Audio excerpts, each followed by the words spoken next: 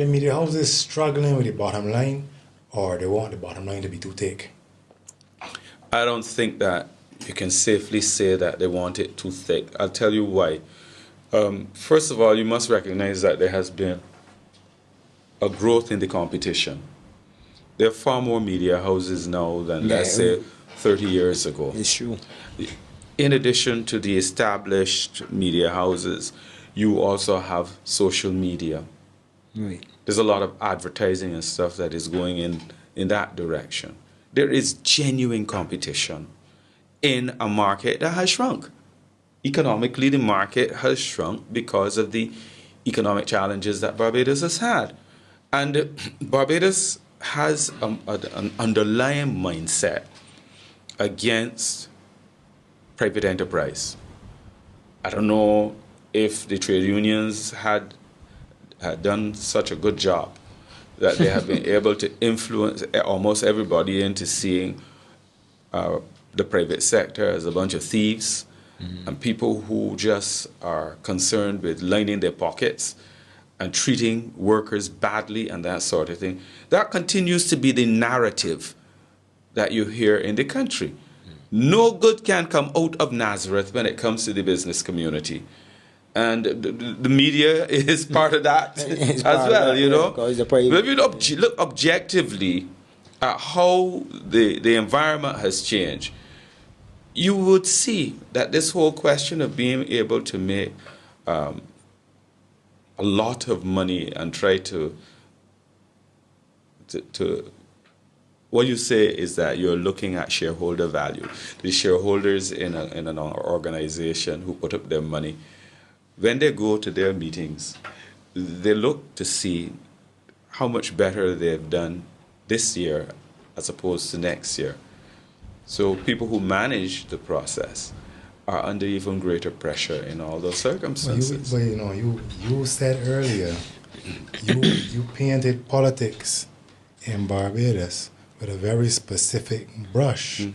And I think that many Barbadians, I might be one of them, feel that politics and business in Barbados go hand in hand, and if politics paint with a particular brush, some of that color go wash off. Some of that color go to splash. Yes, I think that it is at the core of why people are concerned about procurement for various government projects.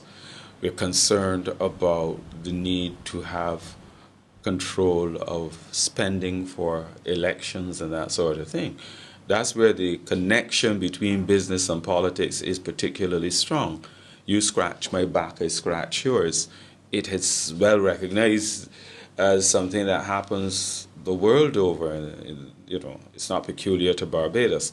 Barbados's challenge is, so how can we refine the system to minimize that?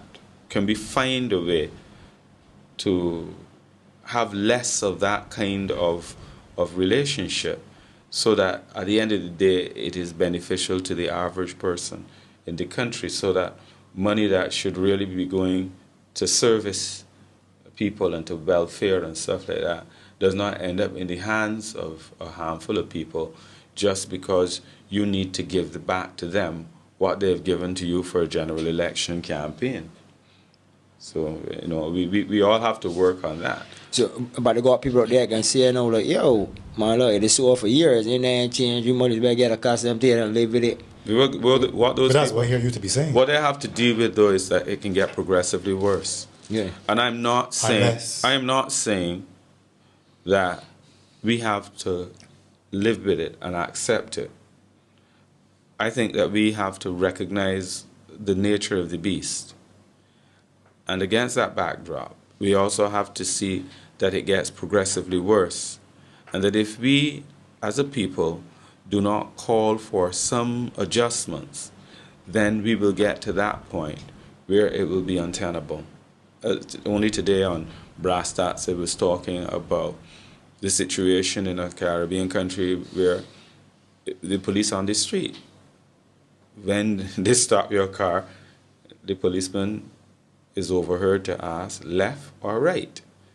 You think that is a question of which direction you're going? Yeah. No, it is you will either be prepared to left something with me, or I can break you up. I never hear that one. That's a new one. That is real.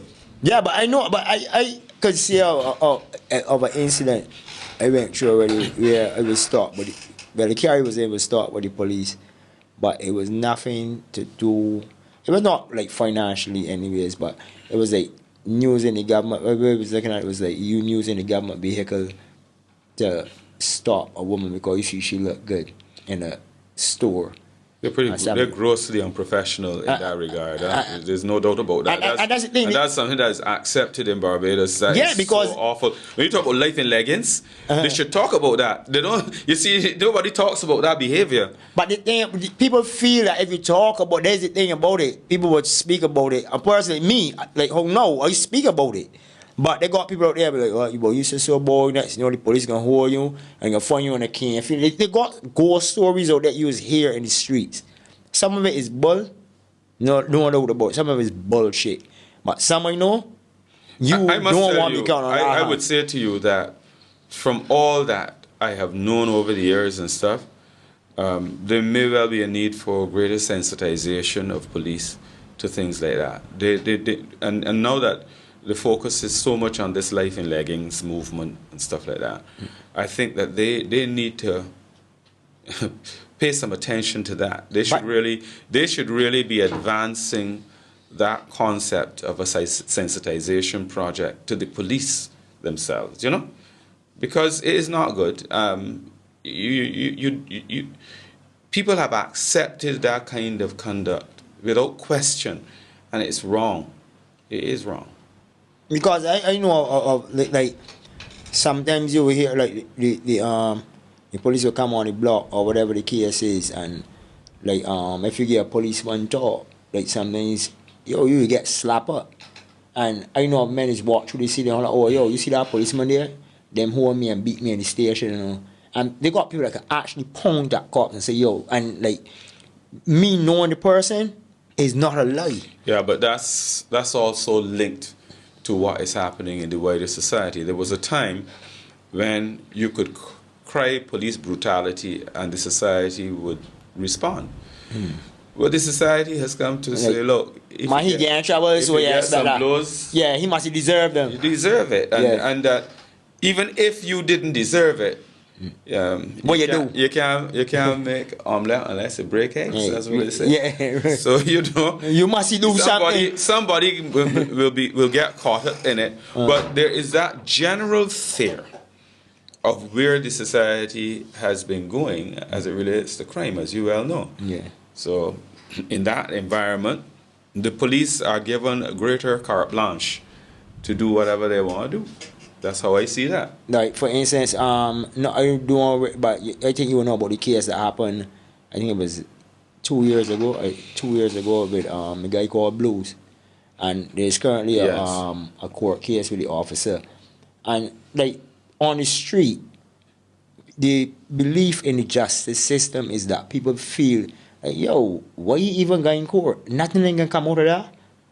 That's people just actually walk up, you know, like you talking about that. Like, you can really start talking forward, or you barely keep a noise because nothing ain't coming out of that big man. You must be shot. You more for the police can shoot you too. That's it. In this, like you just hear people actually got this belief in them. But I want to say to you that St. Lucia is a fine example of a country that has been blacklisted by the United States government because of issues related to police action against the public. They had a bad scenario where there were a number of killings and that sort of thing and criminal activity. And the allegation is that the police decided that they would take out a number of the people who were allegedly involved in this. It's reached a stage where the government of St. Lucia was pressured into having a report done. The report having been done, the pressure now is to bring some of the lawmen to justice because the government has failed to do that. Policemen have been denied visas to the United States. St. Lucia has not been allowed to take part in the trade winds exercises, the regional trade winds exercises, and the United States has cut off certain types of assistance to the police in St. Lucia as a result. So it is not as simple as that. Indeed, if you look at the Barbados situation, you will find that ever so often, all types of bad boys, there are bulletins issued for them, armed and dangerous and that sort of thing. When I was growing up as a boy, a man armed and dangerous was likely to be shot. Mm-hmm.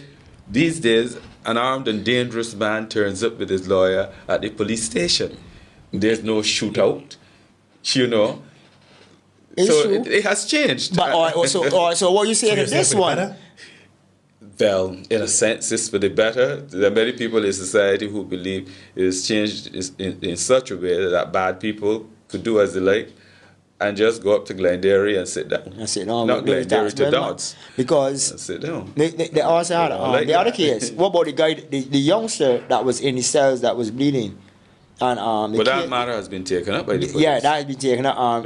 But what they're saying now is that I think if I read it correct, is that the police can be charged by summons or something. They have to come to court. Like they actually know these two police officers are supposed to be charged. But it's a lot of pressure on police when they're charged and when they're brought under that kind of microscope. You know that policemen can't get in jail like the regular sometimes go on half pay for years, and that is not fair. But the justice system is notoriously slow. Yes. Notoriously slow and hurting Barbados. So these are some of the things that you're working to change. You're trying to at least sensitize the community to the fact that this is hurting us. You feel that, is there a challenge, right, in the media sensitizing the community, given the fact that maybe the community is not as interested as it should be in these issues? I don't think that I can't assume that the society is not interested in it. I think, you got different publics. You have some people who are not. Generally speaking, the people who bring about change in society are middle class people. Most of these revolutions that you talk about are driven by people who are well to do, Not the poor people down the line. Somebody gets out there and assert themselves and they push for change. And we just can't give up. We cannot surrender to the notion that it is a negative and we will just give in. There's always hope out there. We always have scenarios where people are willing to stand up and to push for change in the society. And we need to be able to leave a better country for the children and the grandchildren.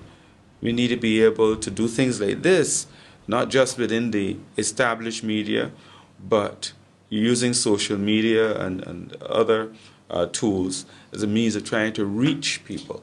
I don't know how you do it with an hour-long program for younger people. I assume that it is younger people you are dealing with using social media, but our experience has been that the attention span has shrunk. And people no longer want to be involved in reading and listening to something for too long. It's instant coffee, instant everything, instant gratification. So you got to put it out in small bites. It's a minute and 30 seconds and that sort of thing. Then you have a cycle though, because if people's attention spans are shrinking and you continually give them smaller bites, then they'll continue to shrink.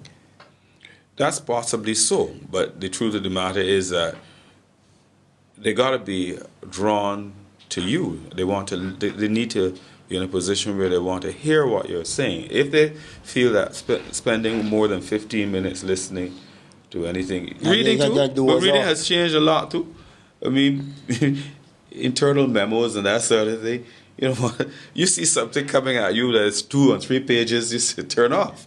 You start school, it's taking too long. You want this summarized from early, Yeah. Even if after that you can look at the executive summary is what you want. And telling the kind of stories that you were talking about early that a journalist would do.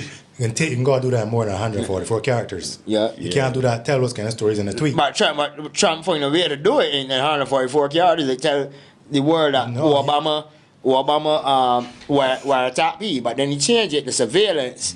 I can't. I don't even know what But it is now. he's successful if he's going to tell a lie.